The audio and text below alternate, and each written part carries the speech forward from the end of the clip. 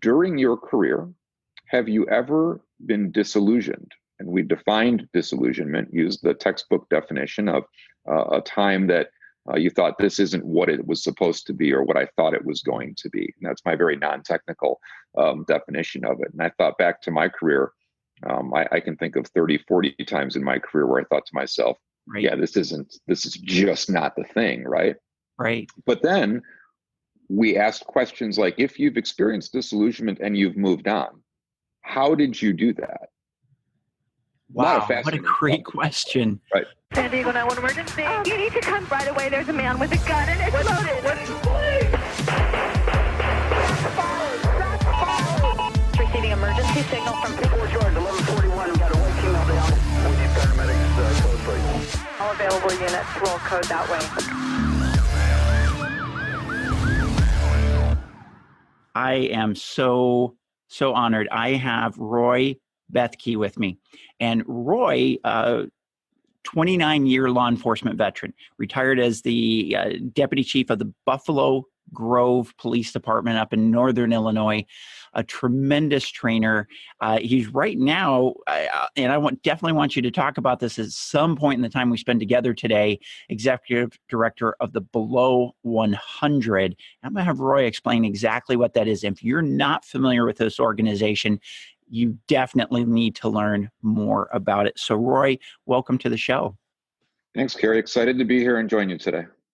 Well, again, thank you for your time. Thank you for being willing to share your wisdom. And for those of you that are listening the first time in Tactical TLC, I'm the Robin Hood for public safety. I'm taking knowledge and stealing it from Roy, who has it, the wisdom that he has, and giving it to the people that need it.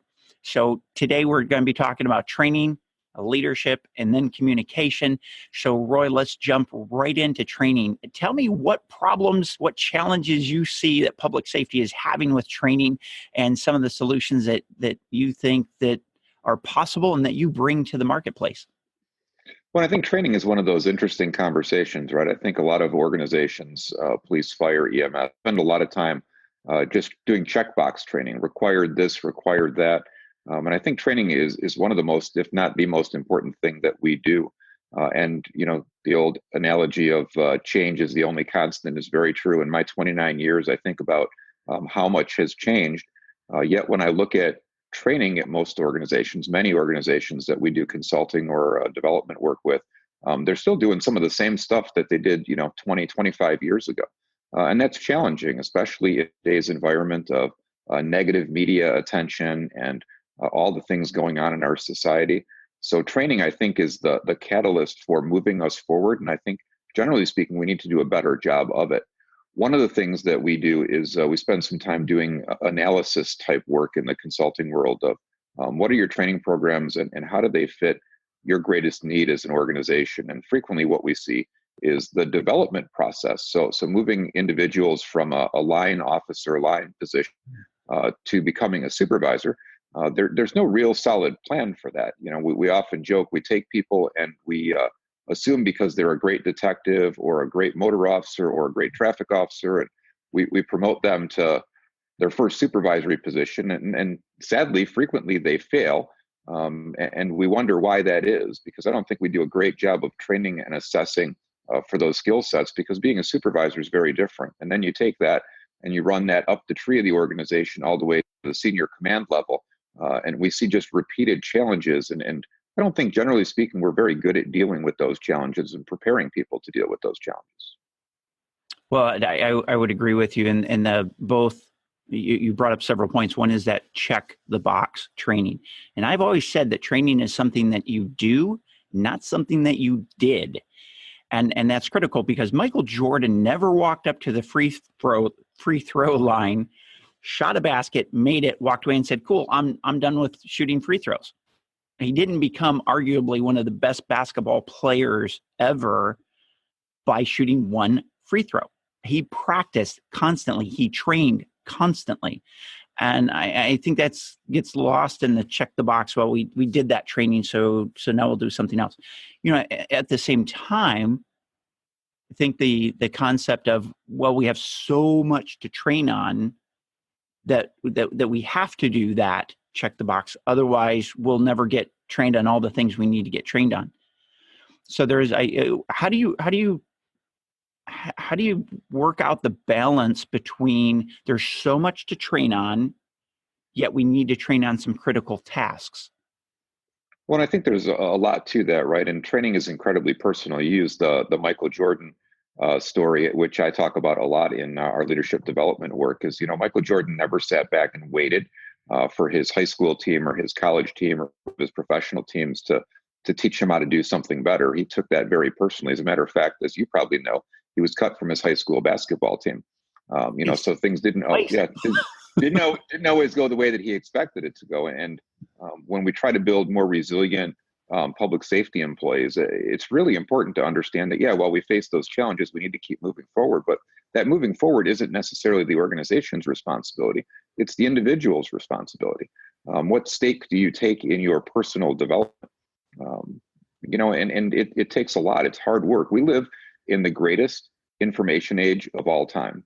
Now, that being said, not all information that's out there is good information. So we need to discern with a careful eye of what's worthwhile and what's not. But if you want to get better at anything, the information is absolutely out there. The opportunities to go to conferences, to get training are definitely out there.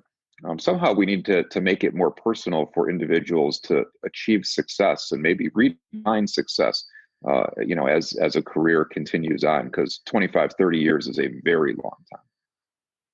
Yeah, and you and I both have spent that amount of time in law enforcement alone, much less whatever other area careers that we've done.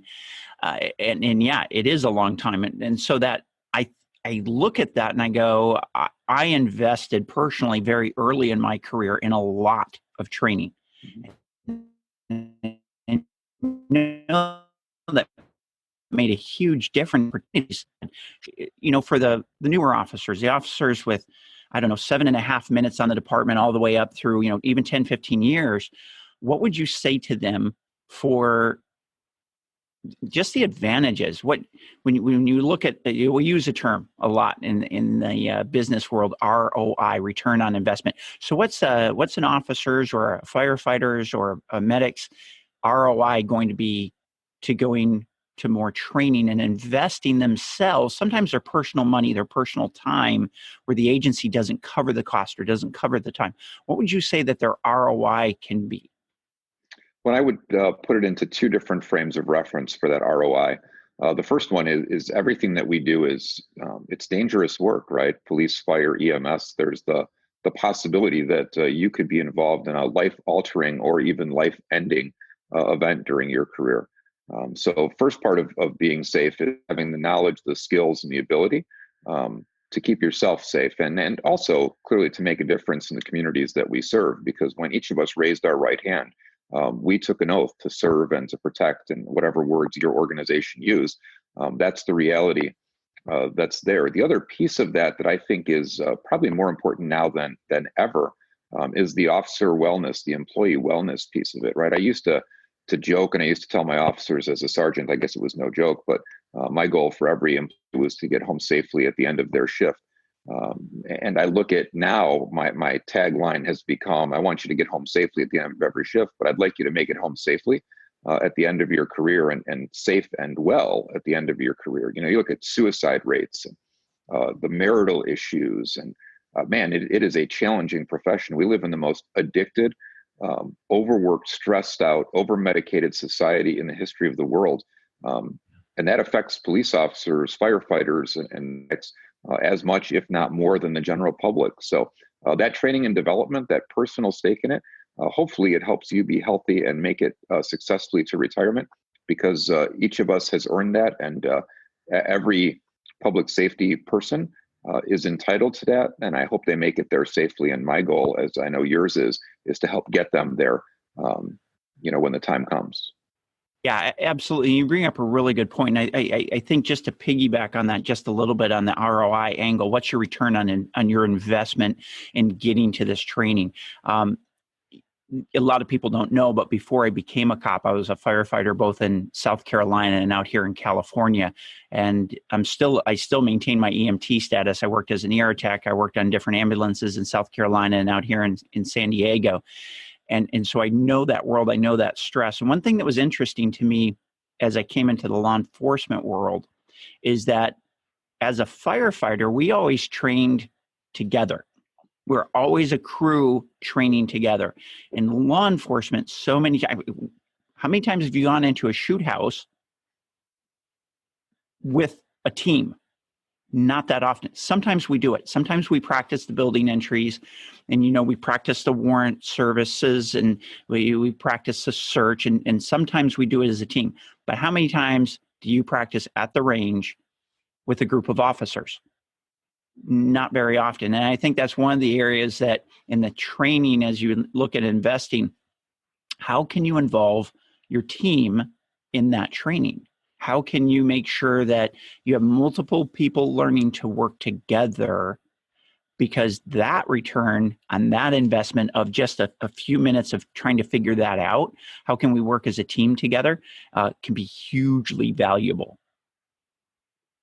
Yeah, and I would add, I mean, look at your high risk, low frequency events, as Gordon Graham would say, right? Is that almost all those events are team events, whether it's going into an active shooter or a domestic dispute. And I agree. I think we need to figure out a better way to work together and to train together. And I'll leave the cop, firefighter, EMS jokes alone about always being in a team and stuff. There's plenty that I could say there. But the reality is that we have to work together. And right, so the concept of your podcast is pretty impressive. You got the training, you got the leadership, you got the communication, which are all functions of team. They're not individual events. And I do a lot of active shooter training, integrated response. So how do we take police, fire, and medics into a warm zone and provide emergency casualty care? And it goes back to that conversation about change, right? Is think about the course of your career. I remember in 1999, like it was yesterday when Columbine happened. And I was a tech guy back then.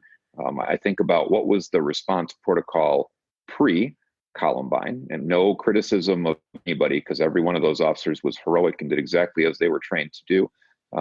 Obviously, we changed tactics as a profession immediately after Columbine, and it was the team environment. Let's put 4 or 5 officers together in a diamond formation, and this is how you make entry. You step over bombs. And I remember telling some veteran officers that you were going to do that as a trainer, and they looked at me and were like, yeah, I didn't sign up for that. Well, yeah, you know what?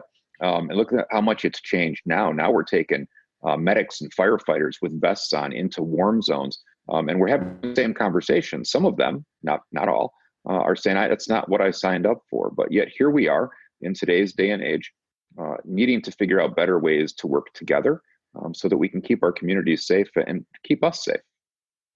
Yeah, because and the reality is, one of the great things about that was all public safety, fire, EMS, and law enforcement has really looked at the tactics used and figured out we need to change things. And everybody has jumped in to do that. Some agencies faster than others.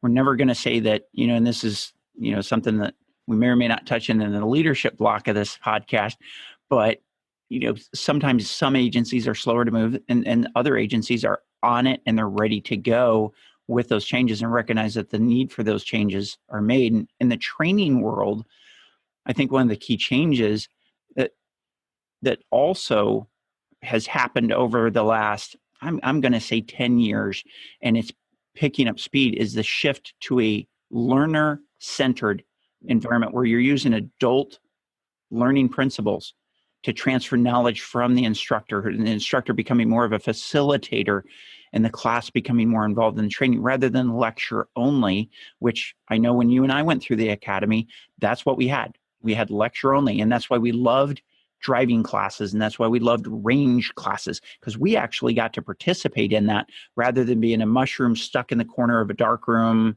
and the rest of that analogy. Would you agree with the shift to are you seeing a shift to a more learner-centered environment?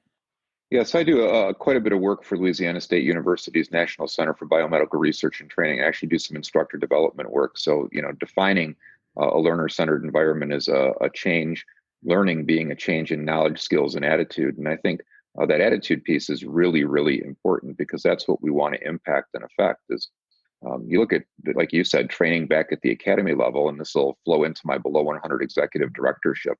When we did driver training, for example, We went out on the course, learned some skills, and then there was a time limit for you to make it through the course. Every cone you hit was some kind of a penalty. And at the end, if you were within the expected time, you passed. The reality is, from a mental programming standpoint, in many cases, we created cops that are looking to drive fast because they can. And when you look at national statistics, officer fatalities, officer injuries, significant injuries that end an officer's career, very frequently, sadly, it's driving related, right? So I've often said, is that really what we want as an outcome? And in today's environment where you have young kids, some people will call them millennials, and a lot of senior people, Gen Xers, Boomers, who are leading organizations, view that as millennials and their mindset as a significant challenge. It goes back to the change in training part. From day one at the academy, we beat into them. Your opinion doesn't matter. You have nothing to say. Just shut up and do it. And you remember this probably best from your military career, right? As there's a lot of overlap in that. And then when they make it, if they make it through the academy successfully, they get together with the field training officer, and the field training officer pretty frequently says, shut up, your opinion doesn't matter to me. And by the way, forget everything you learned at the academy because it's nonsense. And then they finish field training, and we wonder why some young people have significant challenges connecting with the community and making critical decisions. The other part of that equation, Carrie, to be quite frank, is I wonder what it is that we're selling young people who are coming in, particularly to the law enforcement profession, but I see this in fire and EMS as well. Watch any recruiting video. The California Highway Patrol did a fantastic, it was really cool recruiting video of a slow motion Dodge Charger sliding across a skid track. And I thought to myself, wow, that's cool looking, but is that the message we want to send to young officers who are easily influenced, that driving is cool and that it's acceptable? And the reality is, in most cases, it's not. You'd get written up, suspended, fired for those driving maneuvers, let alone the damage to the car. Same thing with, jumping out of helicopters. And I have been fortunate enough to spend some time on a regional SWAT team. But, my agency at its peak was 76 sworn officers. There were 4 of us in my 29 years there that served on that team. Yet, a large percentage of our recruiting videos showed that kind of work and the canine work and all the cool stuff. And we wonder why millennials, when they show up at our police departments or our fire departments and say, you're getting the worst assignment for the first 6, 7, 8 years, why they're looking at us and going, yeah, that's not what I signed up for. And that's our fault. It's not their fault. Yeah. You bring up a good point. This is probably definitely bleeding into the leadership block. So for this training block that we're gonna close up here as we shift topic areas, I always look for takeaways. What can people put into action right now? And I think one of the key things that you mentioned, Roy, is simply this. And I'm going to kind of combine what I said with what you said. I brought up the term ROI, return on investment. And Roy, you brought up some really good returns on somebody investing in their training, even if it involves their own time or their own money. That return can be it's so wide ranging. Obviously, you have career opportunities that you're going to have greater opportunity to move to different places that may be what you signed up for. But the things that you mentioned, being able to end your career healthy, being able to understand the best way to have a career and have less stress in your career, because as you're going through these incidents, you have the training that allows you to be successful and doesn't put you in the position of being the next headline or the next viral video on YouTube where there's additional created stress for you and for your family. And training is really what helps keep you out of the headlines, the negative headlines, and keeps you in the positive areas where you're coming home safely at the end of your shift and you're going home safely at the end of your career. So Roy, thank you for those gems. We're with Roy Bethge, retired deputy chief out of Northern Illinois, and Roy has a ton of experience, and we're going to be spending about the next 15 minutes or so talking about leadership. So Roy, what are you seeing in the world, and what solutions to challenges and opportunities are you seeing in the area of leadership? Well, Carrie, thanks. It's a great question. I would tell you that leadership is my passion. I love learning and studying leadership. That being said, I would never be bold enough to call myself an expert on leadership. What I am is a student of leadership, and have spent 10 or 12 years now trying to study everything that I can about leadership. And our organization, the Virtus Group, is involved in some really interesting research around disillusionment and how we overcome disillusionment. And it's interesting to see the perspective of people in leadership positions. And I want to be cautious to not say rank, position, title, which I know you and I have a mutual friend, Brian Willis, who always talks about this. Rank, position, title, office space, salary have nothing to do with leadership. Leadership is an individual series of character traits that people possess and can improve. And ultimately, leadership is the thing. Leading is, I think, the difference maker for people who we see successfully and happily making it through a career in public service, compared to those who get to the back end and are wondering, why did I ever pick this? And have gone through all the things that they went through. So leading and leadership are absolutely vital to a successful and healthy life. So you brought up a couple of really good points, and I want to spend just a moment or two on them. You said that, and I agree with you. First of all, Brian Willis, and he's probably listening to this, so a shout out to Brian and the wisdom that he brings. But rank, title, so if you have, say, a patrol sergeant, what should they be looking for with their squad of officers, or that fire captain who's got his or her crew of firefighters, or that those medics? What should they be looking for with the team of people that they're working with in the area of leadership? So I think if you go back and you think about how most of us who have become supervisors and held supervisory positions, you and I, and some of the people we know, we think back to how were we trained and equipped to be effective in those positions. And I often tell the story. I got promoted to sergeant in 2007, and that was 17 years into my career. I'd worked all sorts of different assignments, some of the cool stuff on the block, because I was very fortunate, enjoyed all that stuff, and then suddenly found myself in a position to get promoted to sergeant. And I get promoted, raised my right hand, and it was fascinating because at 6:59 in the evening on the day I got promoted, I walked in as a patrol officer, corporal, which was an appointed rank, and swore a new oath, and they pinned a badge on me. And at 7:01, I was a sergeant, and they said, "Go do good." And I thought, wow, that's awesome, but how do I do that? What does that mean? Yeah. So a couple of days later, I show up on the midnight shift with a bunch of officers that I really didn't know. They were new, they were younger, they had a different attitude, different mindsets. And suddenly I was in a position where I was supposed to be leading them, let alone supervising and managing them. And I would argue that I probably didn't have the skill sets at the time. So I thought back, what did the first sergeant that I ever worked for at my police department, what did he do? How did he indoctrinate me into this new team? And I remember very well what he did is he took me out for a cup of coffee and some breakfast and said, "These are the things I expect from you. If you do all these things in a year, you'll be good to go." Lo and behold, a year went by. I did all those things. Still didn't get a very good evaluation when that supervisor told me, "Oh, by the way, new people don't ever get that good score on their first evaluation." And I thought, well, what just happened? And I tried some of that. I tried to show up on the shift and say, these are the organizational priorities, and some of them related to keeping drunk drivers off streets and making the community safer and preventing residential burglaries or burglary to motor vehicle. And what I found is they didn't listen. We month after month, the ticket numbers were down, the DUI arrests were down, and I was like, well, what on earth is going on here?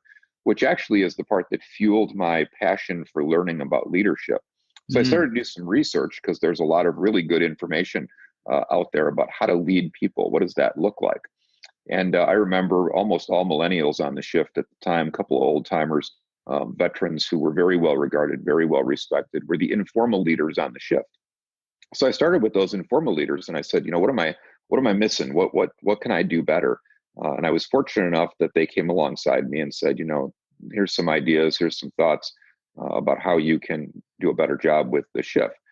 Ended up calling everybody in off the street several nights in a row to get everybody and asking them, how do they want to approach the organizational goals? Do they have some ideas? And it was a true metamorphosis in leadership on our shift, is that suddenly individuals, particularly young people, millennials by definition, that have a different series of wants and needs and desires than you or I may have had or may have, they suddenly had a stake in making a difference. The thing they signed up for, it was never going to be as glamorous or as exciting as we sold it to be, but suddenly they wanted to be engaged and wanted to participate in what success looked like. And that really was a light bulb moment for me and for many of them. And throughout my career, I'll never forget those stories about, just give people an opportunity to make a difference and guide them, be a coach, be a mentor. It's not about command control, which often in our professions, we make it out to be. Yeah, absolutely. And it's ironic you're talking about that because just yesterday afternoon, I had the pleasure of spending about 3 hours in Gordon Graham's living room. And one of the things that we talked about was he would be in this class and he would pass out 3x5 cards to supervisors. And he would ask them, I want you to write down, I'm going to give you 30 seconds, and I want you to write down what your job is as a supervisor. And then he would collect the 3x5 cards. And he said, shockingly, easily half of them would be blank. That in 30 seconds, people couldn't jot down 30 seconds to a minute, could not jot down what their roles as supervisor was. And he would get others that said things like, take care of my squad or take care of my people, make sure my people go home safe, which are good things to do. But that's not leadership. And that was his point in doing the exercises. Like, this stuff has to be at the front of your mind. And I also love what you said about going to the informal leaders, because so many times supervisors, regardless of the rank, tend to get wrapped up into, this is the insignia on my sleeve or on my collar, this is my rank, and you have to follow me. And people don't have to follow you. They'll do what you tell them, but they won't do it with passion. They won't do it with commitment. And that's exactly what you were describing. So the fact that you had the insight and the wisdom to be able to go out and speak to your informal leaders and then bring everybody else into the discussion, positively brilliant. And I love that leadership style, and really with the people that we have in public safety today, whether you're a fire, whether you're a medic, whether you're law enforcement, doesn't matter. Those same techniques work. So that's a perfect takeaway for the leadership block. I have one last question for you in the couple minutes that we have together in this particular area of leadership. And that is this. When you think of leadership and you think of management, I'm putting you on the spot because I didn't tell you I was going to ask you this. When you think of leadership, when you think of management, what do you see as the difference between those two? Well, sadly, we only have a couple of minutes left because I could talk about this for quite a while. Management is always days, about, right? Everybody spend days talking about this. Management is always about things, moving block A to block B, moving the piece of paper from the left side of your desk to the right side of your desk, making sure that you have sufficient staffing to keep people safe. And I always refer to management as a set of specific skills that can relatively easily be taught and mastered by many, if not most people in our professions. Leading and leadership, and just to clarify, I've kind of moved off of leadership as a general overview and moved into leading, because leadership is a pretty generic term. If you do a Google search right now, you're going to get 100 plus million hits in 0.006 seconds. It's a $15 billion a year industry in the United States. So you have to wonder, with all that money being invested in leadership and leadership training formations out there, why is it that we still struggle in this area when we ask anybody about it? The reality is, if you look at defining leadership or leading, and there are a ton of definitions out there, from your Merriam-Webster's dictionary to John Maxwell, who's a prolific author and speaker. His definition of leadership is influence, nothing more, nothing less. Except that in our professions, I don't think that's sufficient. I think the reality is that we have some really poor examples of people who have led by that definition in horrific and unbelievable ways, from Hitler to pick one.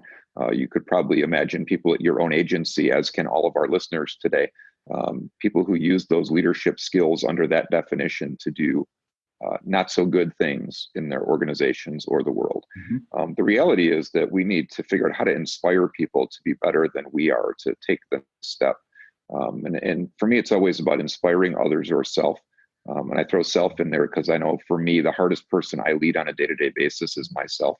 I wake up, I look in the mirror, I know what I need to do to be better. I sometimes don't make the best choices to do that. So inspiring others or self toward a common, and this is the word that scares a lot of people, ethical goal. Because when we raised our right hand in our profession, what we said is we're here to make a difference, and we swear an oath to do good.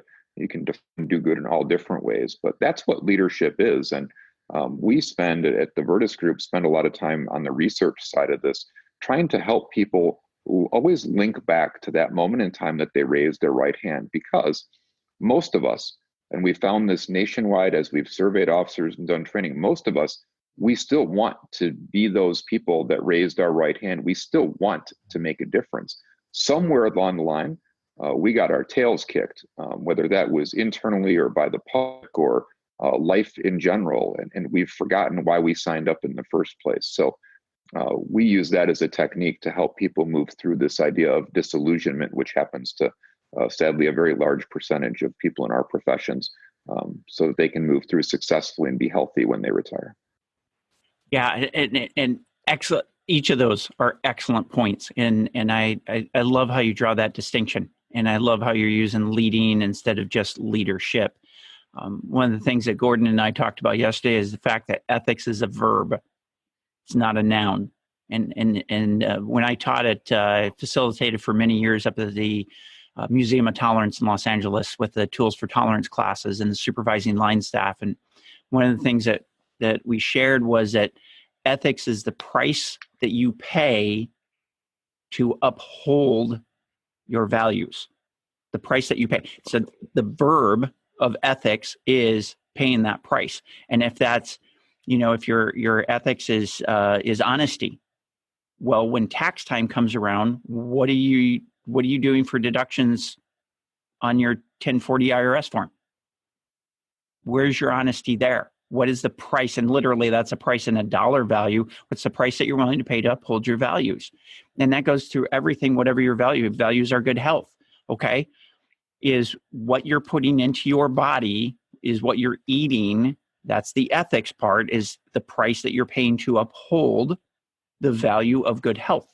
Is what you're eating going to make you the best person possible, give you the best health possible? And so we begin to see the principles that you're talking about in leading apply to so many areas. And I love the fact that you said that the hardest person to lead is myself.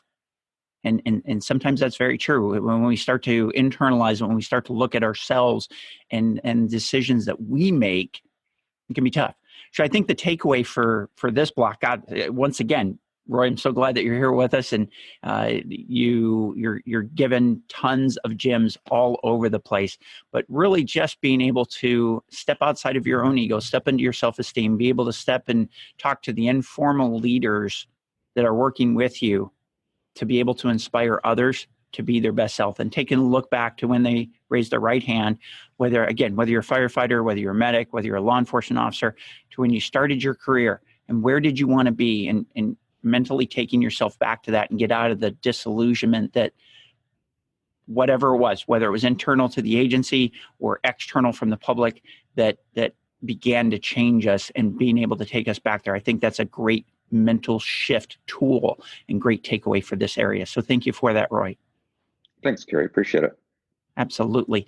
I have Roy Bethke with me here today. Roy, again, I've said this before, but thank you for taking the time, honoring us with your wisdom and your presence as we steal your wisdom and give it to the others that need it. So we're talking about communication, and talk to me about your company, the Virtus Group, is really doing some amazing research in areas of I believe your term was disillusionment. And I think this really falls under the communication area. It falls under leadership too, but under communication, simply because you're taking this data, this really complex set of numbers, and you're communicating it and you're putting it in a form where it's very easy to understand for non-data people like me. So can you talk about that a little bit?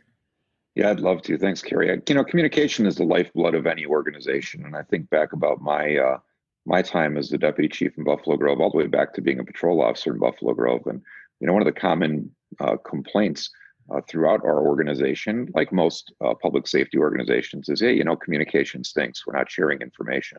And some people, as you and I think would clearly agree, is that some people use information as a source of power. The hoarding of information makes someone more special or more powerful. And I've certainly seen that in my career, and that's a sad state that we find ourselves in. So a number of years ago, I had the opportunity to meet a friend. I was speaking at an event in Dallas, and I had lunch and a beer with a friend. I know, sometimes some of the best ideas come over an adult beverage.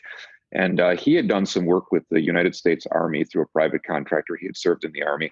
And the Army was beginning to ask questions about how do we improve recruiting? And the general question was, what does it mean to be a soldier in today's Army? So as John and I talked about that, I thought, wow, I'd love to actually be able to answer that question from a policing standpoint. What does it mean to be a police officer in America today? The first time I asked that question out loud was probably 2014.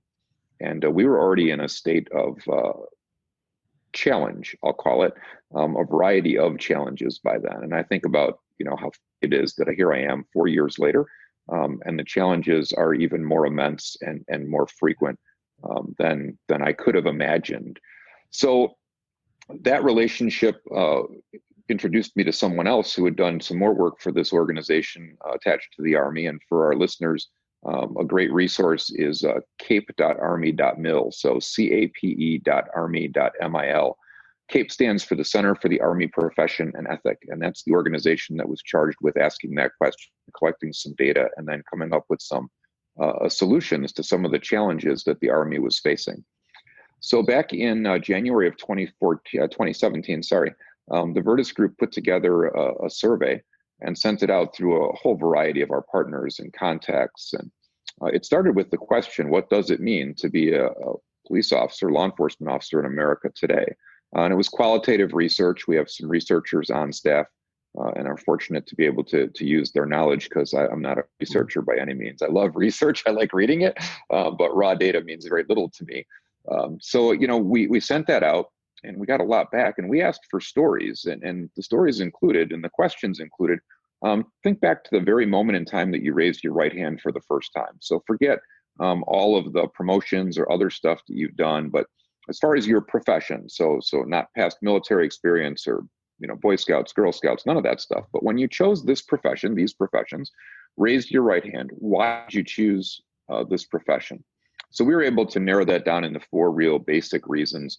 And then we asked the question, during your career, have you ever been disillusioned? And we defined disillusionment, used the textbook definition of a time that you thought this isn't what it was supposed to be or what I thought it was going to be. And that's my very non-technical definition of it. And I thought back to my career, I can think of 30, 40 times in my career where I thought to myself, right, yeah, this is just not the thing, right? Right. But then we asked questions like, if you've experienced disillusionment and you've moved on, how did you do that? Wow, what a great question. Right. And we could talk about, I could talk about this nonstop. This is really my passionate life work, is this disillusionment research, and how we equip people to understand that disillusionment is a normal course, not only of our profession, but of our lives, right? Is how many times have we been personally disillusioned? My marriage that may have failed, my bad decisions, my challenges parenting my kids, pick a thing. Life isn't all sunshine and roses and sunflowers. It's really, really hard. So how do we build more resilient people? Because more resilient people make more resilient cops, firefighters, medics, and more resilient cops, firefighters, and medics make better people when they retire and have a bigger impact and influence on their communities. So that's really what we're trying to do. Terrific. And I love that, because like you just said, and I think the takeaway for this block is just simply that the idea of resiliency, the idea of of going through disillusionment, whatever area, and it affects us in every single area. You can't be a parent and not look at your child and go, what an amazing creature that I have in front of me. And maybe even 3 seconds later think, what a horrible creature I have in front of me. Right. Because you have to parent the child that you have, not the child that you want to have. So, everything from parenting to relationships, and you talked about, in a marriage, in any long-term relationship, sometimes short-term relationships, you can become disillusioned with. And when you're in it for the long haul, and I want to use another analogy in just a second on that, is how do you move past that disillusionment, whether it's a moment or weeks? And so many people in their careers at one point or another, if you're proactive in your career, if you're really out there at the edge, taking risks in the way that you're doing good work and you're really looking to change things. So many of us come into public safety with the desire to make the world a better place, to change things for the better, and to give back to the community. We hear this all the times in the background investigations. It's truly a motivating reason for people coming into even military service. They want to make a difference. And oftentimes people get caught up in internal investigations, right or wrong. In other words, you were maybe doing everything right, or maybe you did some things or everything wrong. But especially when you've done everything right and you're going through that investigation, you can have strong periods of disillusionment. And when you've made a mistake, certainly, and to you, it's a huge deal, and there's loss of face and everything else, and you're going through disillusionment about you as a person. And we know that this is a big factor that leads to suicides. And we see these suicides in law enforcement and in fire and EMS and some other professions in public safety. How we have the resiliency to move through those periods of disillusionment. The work that you're doing is going to be so powerful in helping people find the answers to that, when sometimes the filing cabinet that their mind is searching through, the filing cabinet for, okay, what did I do for this in the past? And that the drawers are freaking empty, and it's an echo when you open the drawers, like, I have no tools to be able to cope with this. How do I do this? And people make some bad choices in those times when their filing cabinet is empty for the information on how to cope. So the fact that you're putting this together for people is going to be so changing for our profession in public safety. So thank you for doing that. Thanks, Gary. I appreciate it. I think one of the keys, though, to mention about the communication piece, since this is the block that we're in, is that when we do this work in a leadership development environment with senior management, so chiefs, sheriffs, under sheriffs, deputy chiefs, pretty frequently where the conversation goes is we ask the question, what are the most significant challenges that you or your organization are facing leading the organization?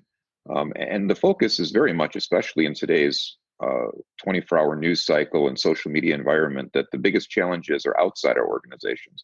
When we ask that question in person, particularly to line personnel, almost all of them say it's the same stuff that pissed you and I off when we were line personnel: the crappy promotions, or I got passed over for a specialty, or I didn't have this opportunity and so did. And, nobody from command staff talks. They don't care. Our body armor sucks. All the stuff that you and I have heard. And for me, certainly that I said plenty of times in my career. So bridging that gap from a communication standpoint is really, really important for people in senior management positions to, people always joke, that person forgot where they came from. I've had the privilege to work with a lot of very senior people in all of our professions. The reality is very few of them have forgotten where they came from. What happened is they have some very different responsibilities that are a significant weight. And frequently, we don't realize as we move up in organizations the things that matter to the line personnel, because those things change. And if I can just share a really quick story. Yeah, please. One of the things, I got promoted to commander at my agency, was in charge of our administrative division. And I met with all of my employees and said, here are some expectations. Here's what I want to achieve as the new supervisor, new commander in this position. And I'd ask the genie question. I don't know if you're familiar with it, Carrie, but for the audience, every time I took a new position, I would say, 3 wishes. What would they be, not related to staffing or salary, because I had very little control over staffing levels or salary. And the first time I did this, it was absolutely shocking to me that one of my employees said, you know, what would make a huge difference is, could you get us an ice maker? And I remember looking at her and saying, an ice maker, like, what? Because honestly, as a senior manager, as a commander, ice maker was not on my list of things I was going to try and accomplish. So I asked a couple other people, who were like, yeah, that'd be pretty cool. So I went to the chief. It turned out that the ice maker was about $70 a month. Thought, let's go get one, an ice maker water machine, right? Whatever. So we had it installed. That was, I think, about 4 years before I retired. On the day I retired, this employee came to me and said, you know, the best thing anyone's ever done for me in my 30 plus year civilian career at this agency is you got us an ice maker. And I thought to myself, well, there's a statement, right? Is that I had never considered it. I was focused on big vision stuff and organizational objectives and budgets. And she just wanted an ice maker because it was going to make her life better. And I would have never put those two pieces together had I not asked the question of what can I do for you? What are the things that you need to be happier in your day-to-day job? And not that it was perfect, but you know, who'd have thought my legacy would be an ice maker? Awesome. And I think that there's even some really gold in there beyond just the ice maker. And I want to take just a moment and really acknowledge you for taking the time to ask that genie question. And I've done something pretty similar to that, but kind of a twist on here are my expectations, and asking my team, what are your expectations of me? What do you expect me to be doing for you?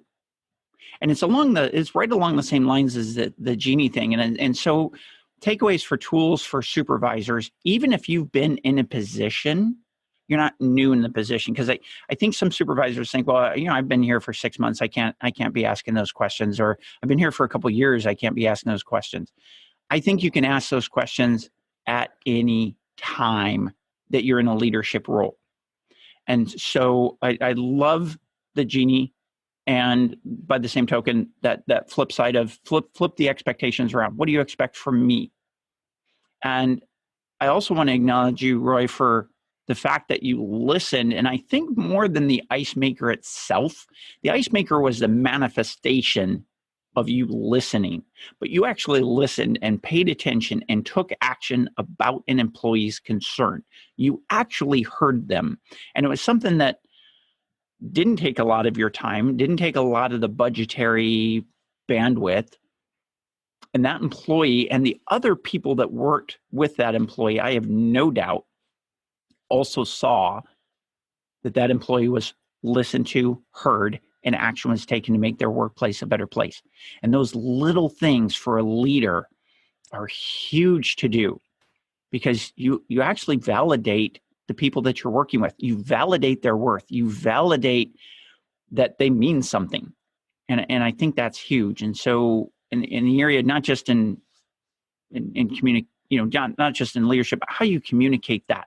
How do you communicate that the people that you work with actually mean something?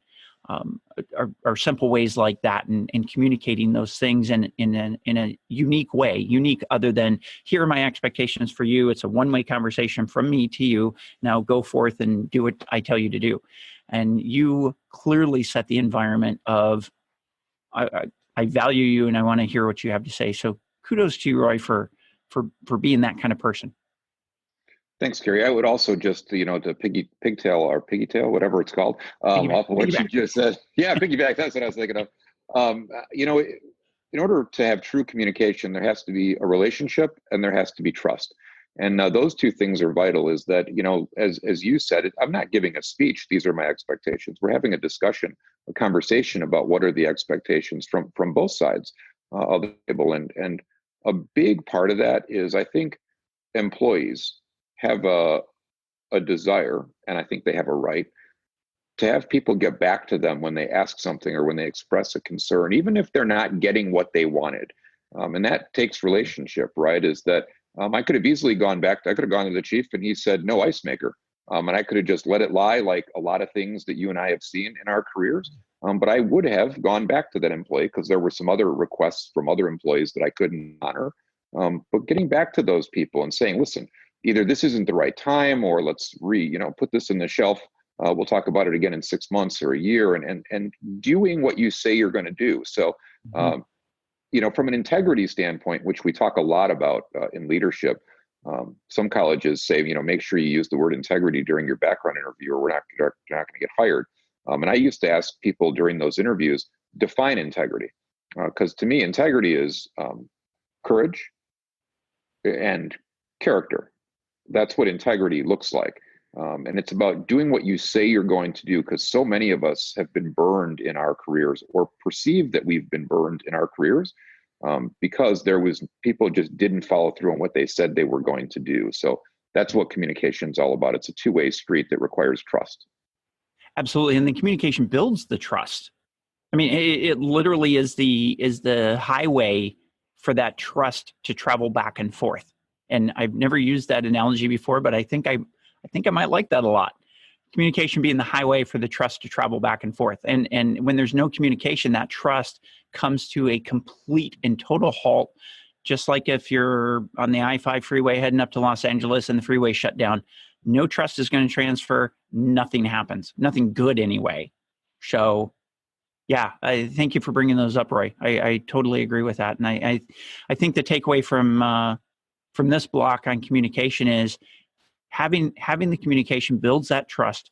Making sure that people are heard is important, and it just makes life so much better for everybody involved. So thank you for the wisdom that you've shared over the last, we've been talking for almost 52 minutes now. So thank you for that. And for the people that are listening to this, look in the show notes. You're going to find a way to connect with Roy. And Roy, why don't you just real quickly share the information, because I know people are going to want to know more about this, the disillusionment study that you're doing. They're going to want to know about the Virtus Group. Tell our listeners how they can stay in touch with you. Thanks, Gary. I appreciate that. It's been an absolute blast. And before I do that, I would just say to all your listeners, take care of yourselves and take care of each other.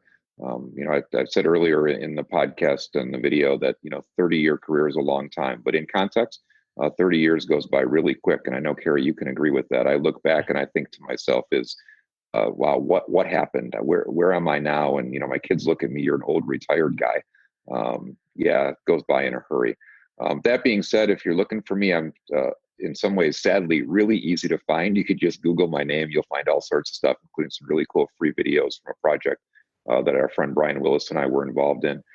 Easiest way to get hold of me is check out our website, virtusleadership.com, VIRTUS leadership.com. You can always email me as well, Roy, ROY, at virtusleadership.com. And would love to hear from your listeners and find ways to partner with them to make a difference in their organizations and their lives. Terrific. And also talk briefly about WinX, WINX, if you would please, because I think that's hugely valuable for people to know about. I appreciate that. So WinX is a pet project that Brian Willis and I and our friend Tim Janowick, who was a police chief here in the Chicagoland area, together. For your listeners that are familiar with TED Talks, if you're not, I would encourage you to go to TED.com. That framework is an 18-minute, highly engaging presentation about a specific topic. So we saw an opportunity to do those style talks for law enforcement. We called the project WinX. There are some amazing talks out there, all of them 18 minutes or shorter. And by the way, they're completely free. It's something Brian and Tim and I did as a legacy project for the profession. You can find those videos either on YouTube if you find the Virtus Group, or you can go to experiencewinx.com. So experiencewinx.com. And again, they're all free. We're not making any money off of them, and we don't want any money from you for that part of our work. We'll take money for some other stuff, though. Awesome. And I want to encourage you, if you're listening to this while you're driving or while you're exercising or doing something else and you can't write down what was just rattled off by Roy, by all means, go to the show notes. I'm going to have the links for everything that Roy talked about in the show notes, and also look for him. Follow up with him. Virtus Group has some amazing training available if you're a decision maker in a training department, a training lieutenant, or whatever position that you hold. Look at bringing Roy in, because I tell you what, he'll make a difference with your agency and the information that he's going to share that is just hugely valuable. He has a ton of experience and he has a ton of wisdom that he's going to be able to bring to you. So, Roy, thanks for being here today. Really appreciate it. And look for the next episode. Please go on to iTunes, give this show 5 stars, put in some comments about what your most valuable takeaway was. It helps me as we move the show forward and bring other guests on, visionaries and people full of wisdom like Roy, and helps me know what is going to be what serves you best. And if you know somebody that would be an awesome guest on the podcast, by all means, shoot me an email. So for now, I'd like to leave you with my favorite phrase that one of my favorite supervisors of all time used to say to us when we would go out in the field, and that is simply, do unto others before they even think about doing unto you. Thanks for listening. Take care. Stay safe. Bye-bye. I hope you found a lot of great value in this episode of the De-Escalation Conversations podcast. Please be sure to go to our website, theidea.world, THEIDEA.world. On that website, just click on the link that resonates with you most. If you're a K-12 educator, if you're a firefighter, medical services, law enforcement, flight attendants, whatever industry you're in, we have specialized training for you. So check that training out, because literally it can save your life, it can save your relationship, it can save your career. So check out theidea.world. I'll look forward to seeing you soon. Take care.